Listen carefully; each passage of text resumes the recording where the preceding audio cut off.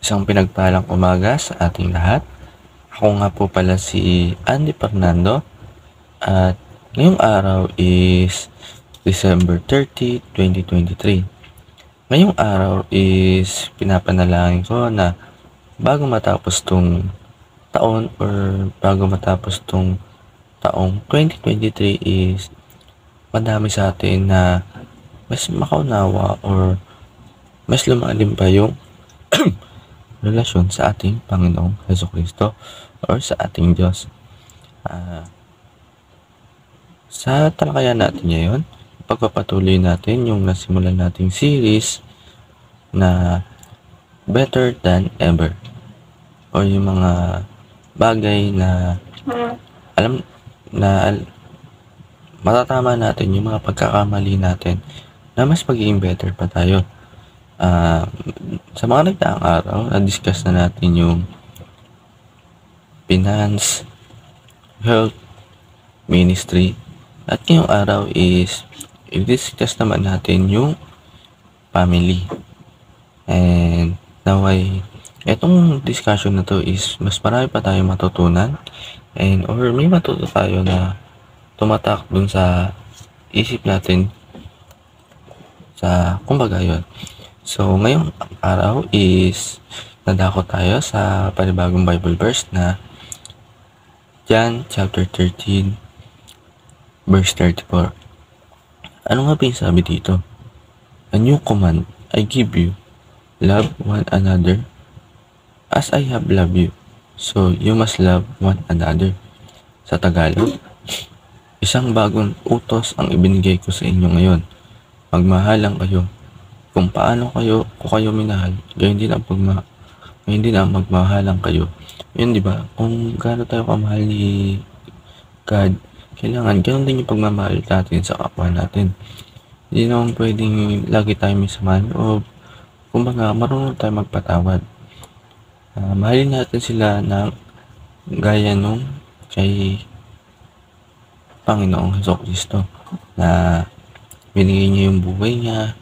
Kumbaga hindi ko naman sinabi na bigyan din natin yung buhay natin sa iba. Pero mahalin natin siya ng totoo, kumbaga galing sa puso, tas galing sa isip. Kumbaga, wagas. So, ayun, para lumawak ang ating discussion, tayo ngayon ay pumunta sa ating kaaralan or dun sa ating teaching. Ang teaching natin ngayon, ang main teaching is love like Jesus. Ayun ba? Magmahal tayo agaya nung sa Panginoong Hesukristo. So, ngayon, di ba sabi ko, ang discussion natin ngayon is family. Yung mga bagay na things to let go before the end of the year. Mga bagay na dapat natin i-let go bago matapos tong taon in terms of sa family natin. Ang una is yung apathy. Yung apathy is yung wala ka nang pakialam sa tao na yun. Kumaga, hindi ka na concerned sa tao na yun. I-let go na natin yun. Kailangan masabi, love like Jesus. Kumbaga kung may alitan tayo dun sa kapwa natin family, i-let go na natin. Ayusin na natin bago matapos tong taon na to. Tapos pangalawa, hatred. Hatred naman yung kunyari. Pag-jowa. Diba pag pag-jowa, una pa magmamahalan sila. Ang sweet, grabe yung pagmamahal. Pero dumating yung araw na hiwalay na sila, hindi na sila papansinan. Kumbaga yung yung nagmamahalan sa nauwi sa hindi magandang pangyayari. Kumbaga iwasan natin yung ganun or ayusin natin na may pagkakataon pa. Pangatlo is bitterness. Yung bitterness, di ba yung parang ayaw mo na nakita yung isang tao na yun.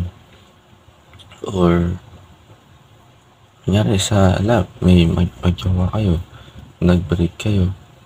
Tapos tuwing nakikita mo siya, parang sisiraan mo pa siya. Ano pa sinasabi mo sa kanya. Meron na siyang iba pero hindi pa makamove on.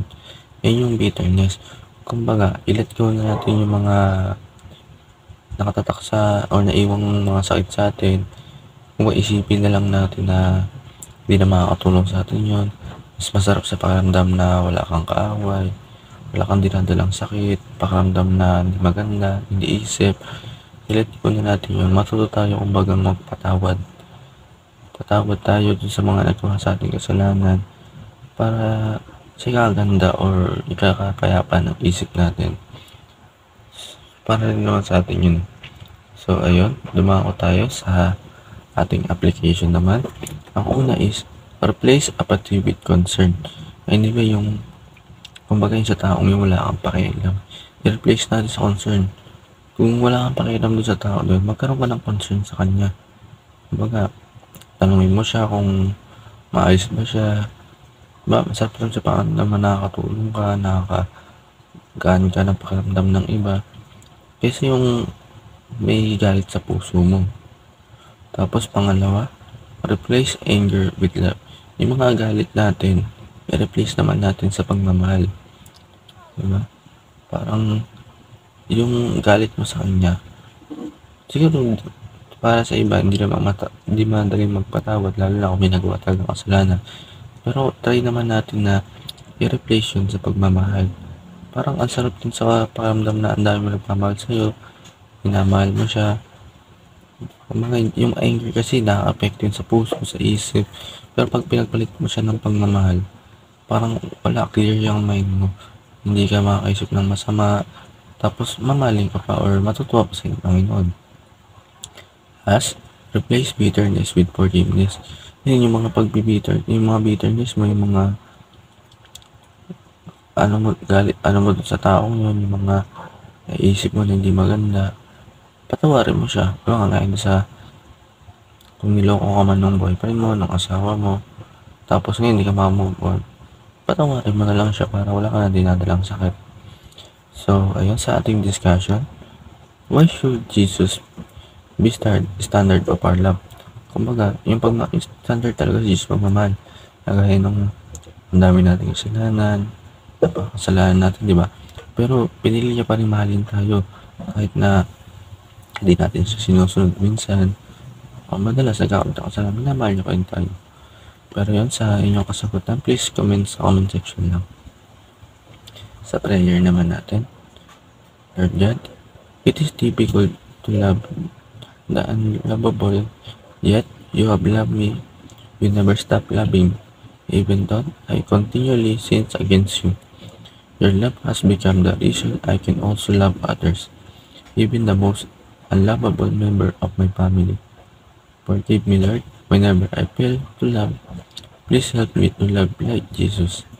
I pray in Jesus' name. Amen. So, ayun, may natutunan tayo lahat. And mas lumawak pa yung mga kaalaman natin bago matapos ng taon na ito. Salita ng Diyos, and na may natututunan kayo sa video ko. And yun lang po. God bless to all.